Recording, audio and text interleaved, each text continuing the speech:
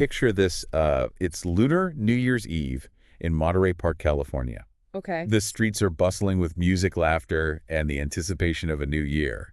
Wow. Thousands have gathered to celebrate. But this joyous scene is going to be overshadowed by a really horrific act of violence. Oh, wow. So we're going to take a deep dive into the 2023 Monterey Park shooting today, using excerpts from the Wikipedia article on the event to try and understand what happened that night, Okay. the impact on the community, and what we can learn from this tragedy. It's a story that really highlights the fragility of life and just the really devastating consequences of gun violence. Absolutely. And to fully grasp the impact, we need to first understand the setting. Yeah. You might already know this, but Monterey Park is a city just east of Los Angeles, Okay. known for its vibrant Asian American community. It was actually the first mainland U.S. city with a majority Asian population. Wow. So Lunar New Year isn't just a holiday there, it's deeply woven into the cultural fabric of the community. Exactly, and that's what makes this event even more tragic, Yeah. The shooting took place during a time of celebration, a time when people were coming together to share joy and tradition. The Lunar New Year Festival was a huge two-day event that drew in tens of thousands of people. The official festivities wrapped up at 9 p.m. on January 21st, Okay. but the celebrations didn't end there. Right, because the Star Ballroom Dance Studio, a beloved spot in the community, and particularly popular amongst older Asian Americans, was hosting a separate countdown party that night. So you have this iconic dance studio, a place where people felt comfortable, connected, safe even. Right. They could come together, celebrate their heritage, and dance the night away. Can you talk a little more about the significance of the Star Ballroom within the community? It was more than just a place to dance for many, especially the older generation. It was a social hub, Yeah. a place where they built friendships, shared stories, and felt a sense of belonging. It held years of memories and represented a strong sense of community. Tragically, at 10:02 p.m., just over an hour after the official festival ended, Yeah. gunshots erupted inside the Star Ballroom. Oh my gosh. Witnesses described a scene of absolute chaos, people scrambling for exits, the sound of screams piercing through the air, and just this overwhelming fear as everyone tried to escape the gunfire. I can't even imagine. Police arrived to a truly horrific scene. Imagine just the flashing lights, the sirens, Right. the sense of urgency as first responders rushed to help the injured. Yeah. 11 people were dead at the scene, 5 men and 5 women, and 10 others were injured. Gosh. Sadly, the death toll eventually rose to 12. Oh, wow. It's hard to even fathom the immense grief and loss caused in those terrifying moments. Among the victims was Ming Wei Ma, the owner and manager of the Star Ballroom. He was known for his warmth and generosity, truly the heart and soul of the studio. His death really underscores the ripple effect of this tragedy. It's not just about the numbers. It's about the lives lost, the families shattered, and the impact on the entire community. As we piece together what happened that night, the weapon used in this attack becomes a crucial part of the story. Okay. The gunman was armed with a Cobra M119, a semi-automatic pistol that had been modified with a high-capacity magazine. And that detail is significant for a couple of reasons. Yeah. First, both this type of weapon and the high-capacity magazine are illegal in California. So the question becomes, how did the gunman obtain these items? Right. It raises concerns about the effectiveness of gun control measures and the accessibility of illegal modifications. And to make matters worse, police later found a second firearm with the perpetrator, a Norinco Type 54 semi-automatic pistol. This discovery really brings the issue of gun control to the forefront, doesn't it? Absolutely. It underscores the need for stricter regulations and enforcement to prevent these kinds of weapons from falling into the wrong hands. This tragedy also brought to light another deeply concerning issue. Oh, okay. The delayed public alert. There was a 5-hour gap between the shooting and the public being warned that the gunman was still at large. Could you shed some light on why there was such a delay? The police chief at the time cited several reasons for the delay, Okay. including the need to avoid causing panic and spreading misinformation. Right. He also mentioned the challenges of gathering accurate information from witnesses due to language barriers. Additionally, he expressed concerns about racially profiling potential suspects. Those are understandable concerns, but doesn't a 5-hour delay seem excessive? Especially when you consider that the gunman was still out there and potentially posed a threat to others. That's a valid point. Many people questioned whether the delay was justified and whether quicker action could have potentially prevented further violence. Right. It's a complex issue with no easy answers, but it highlights the delicate balance between ensuring public safety and avoiding unintended consequences like racial profiling or mass hysteria.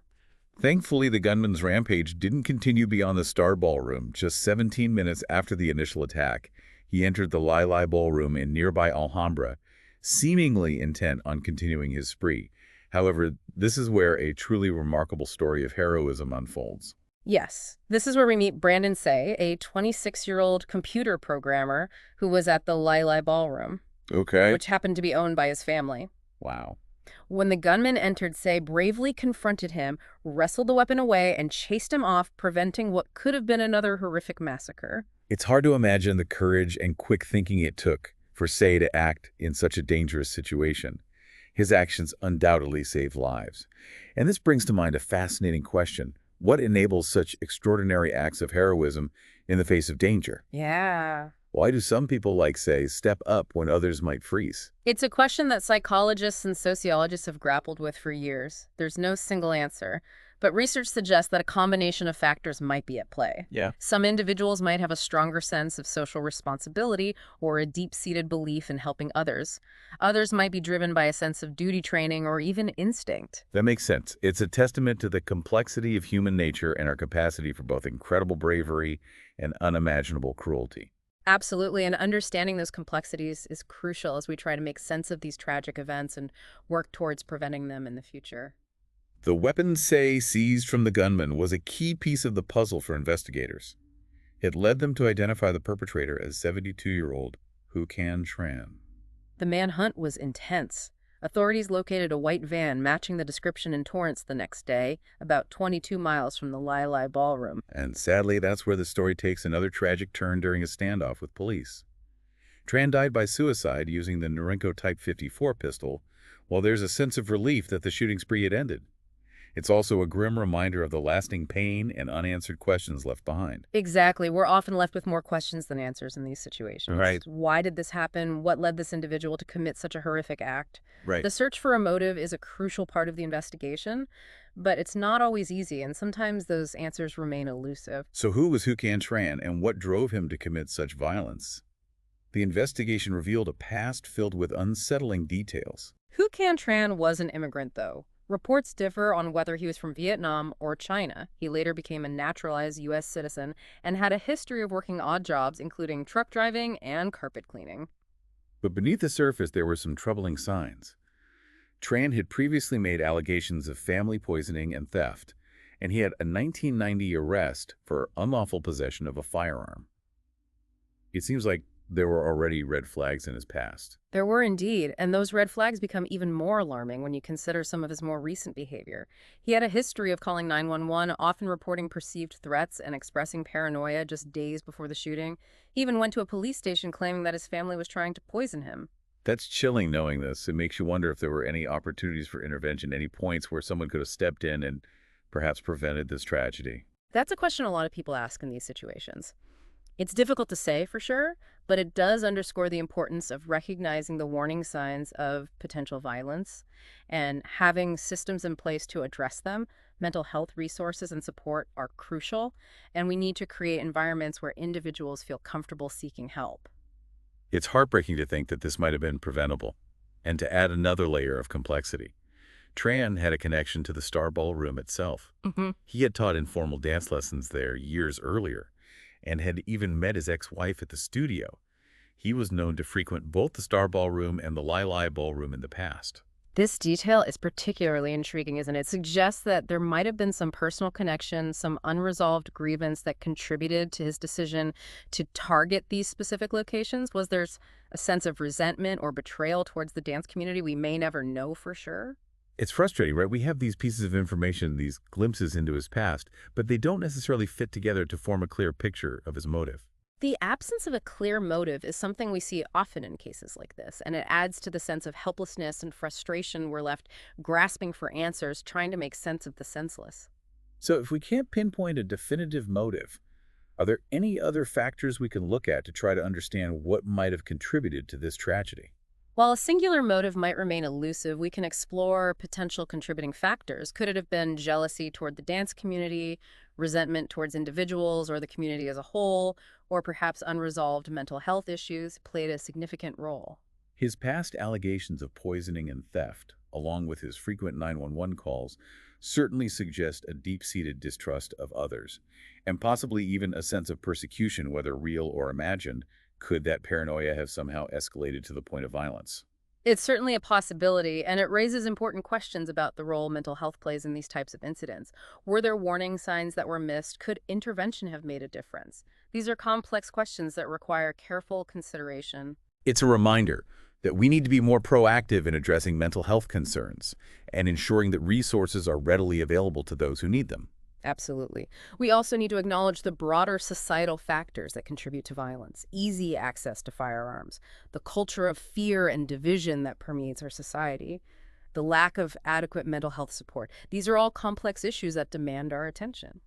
Let's shift gears for a moment and talk about the impact and the aftermath of the shooting. In the immediate wake of the tragedy, there was an outpouring of grief, shock, and outrage.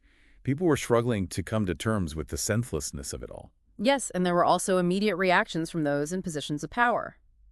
President Biden, California Governor Gavin Newsom, and Los Angeles Mayor Karen Bass all issued statements expressing condolences and condemning the violence. Governor Newsom even made a point of personally visiting Brandon Say to thank him for his heroic actions. It's important to acknowledge those acts of leadership and support during times of crisis. It can be a source of comfort and solidarity for communities grappling with trauma. Absolutely, but beyond the initial reactions, it's crucial to understand the broader and more lasting impact of events like this. The Monterey Park shooting cast a long shadow over Lunar New Year celebrations across the country. Security was heightened at events, and many communities held moments of silence to honor the victims. There was a palpable sense of fear and unease in the air. It's a stark reminder that these tragedies don't happen in isolation. They have a ripple effect, sending shockwaves through communities and leaving a lasting impact on our sense of safety and well-being. And we need to remember that the Monterey Park shooting wasn't an isolated incident. It was one of 3 mass shootings in California within just a week, a horrifying string of violence that shook the entire state and the nation. It's a disturbing trend that forces us to confront the reality of gun violence in America. It's not something that happens somewhere else. It's a pervasive issue that affects us all. This context is crucial. The Monterey Park shooting, while horrific on its own, becomes even more disturbing when viewed as part of a larger pattern of gun violence in this country.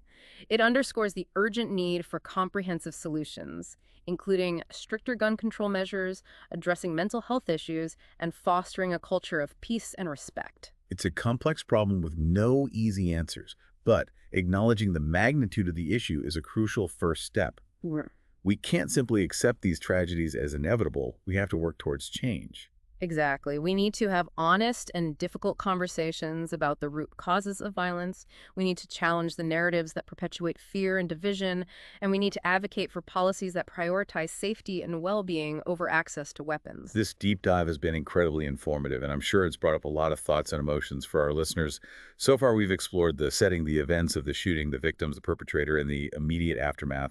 But what stands out to you as the most crucial takeaways from this tragedy? For me, it's the stark contrast between the joy and celebration of Lunar New Year and the sudden eruption of violence. It's a tragic reminder that tragedy can strike anywhere at any time, shattering lives and communities in an instant. I agree. It's a sobering thought, Mm-hmm. but it also highlights the importance of cherishing the moments we have, of building strong and supportive communities, and of working together to create a world where everyone feels safe and valued. It's also a powerful reminder that we need to be proactive, not reactive. We can't wait for another tragedy to occur before we take action. We need to address the root causes of violence, not just respond to the symptoms. And we can't forget about the survivors, the families, and the community of Monterey Park. They're the ones left to pick up the pieces and rebuild their lives after this horrific event. Their resilience is truly inspiring, but they need our ongoing support and compassion as they navigate the long and difficult road to healing. You've touched on something really important there, the long-term impact on survivors and the community. We often see the immediate aftermath of these tragedies plastered across the news. But the trauma, the grief, the fear, these things can linger for years. That's right. The emotional scars run deep, and the healing process is often long and complex, and there's no right or wrong way to grieve or process trauma. Yeah. Everyone copes differently, and it's essential to offer ongoing support and resources for those who need it, whether it's through therapy support groups or simply having a safe space to share their experiences. And in this case, the shooting didn't just impact individuals, it targeted a specific community. The fact that this attack took place during a Lunar New Year celebration in a city with such a rich Asian American heritage adds another layer of pain and complexity to the healing process. It certainly does. This tragedy really brought to light the existing vulnerabilities and fears within the Asian American community, a group that has unfortunately faced increased discrimination and violence in recent years. Right. The shooting served as a painful reminder of the prejudice and hate that still exist. It's a stark reminder that we have a long way to go in addressing racism and creating a truly equitable and just society. We need to challenge discrimination in all its forms and actively work to dismantle the systems that perpetuate it. Absolutely. We need to move beyond simply condemning these acts and start actively creating a culture of inclusivity and respect where everyone feels safe and valued. So after examining all the details of this tragedy, after diving into the events, the motives, the aftermath, what does this all mean for us? What can we learn from the Monterey Park shooting, and how can we apply those lessons to create a better future? It's a question that weighs heavily on all of us. I think at its core, the Monterey Park shooting forces us to confront some uncomfortable truths about ourselves, about our communities, and about our nation. It challenges us to look inward and examine our values, our priorities, and our commitment to creating a world where everyone feels safe, respected, and valued. It's easy to feel overwhelmed, even hopeless in the face of such senseless violence. But I believe we have a choice. We can either let these tragedies paralyze us with fear and inaction, or we can use them as a catalyst for change. I couldn't agree more. We can't bring back the lives that were lost, but we can honor their memories by taking meaningful action to prevent future tragedies. We can advocate for common sense gun laws, support mental health initiatives, and challenge intolerance and discrimination whenever we see it. We can also choose to focus on the stories of resilience and hope that emerged from this darkness. Brandon Say's extraordinary courage, the outpouring of support from the community, the determination to rebuild and heal. These are testaments to the strength of the human spirit and our capacity to overcome even the most challenging times. And it's important to remember the victims not just as statistics or names on a list, but as individuals with lives, families, and dreams that were cut short. Their stories deserve to be told, their memories honored, and their legacies kept alive. We began this deep dive with a scene of celebration turning tragic, but I want to end on a note of hope. The Monterey Park shooting was a devastating event, but it also sparked a conversation, a renewed determination to address the issues that contributed to it. It reminded us of the importance of community, of resilience, and of the human capacity for compassion and courage. Those are the forces that will ultimately guide us towards a brighter future, a future where tragedies like this aren't just mourned, but are actively prevented. As we conclude this deep dive, I want to leave you with a question. Could this tragedy have been prevented? And what can we do individually and collectively to foster safer communities and address the root causes of violence? It's a question that demands our continued attention, our honest reflection, and our unwavering commitment to finding solutions. And let's never forget the victims, their families, and the community of Monterey Park. Their strength and resilience in the face of unimaginable loss inspire us to work tirelessly towards a future free from violence and fear.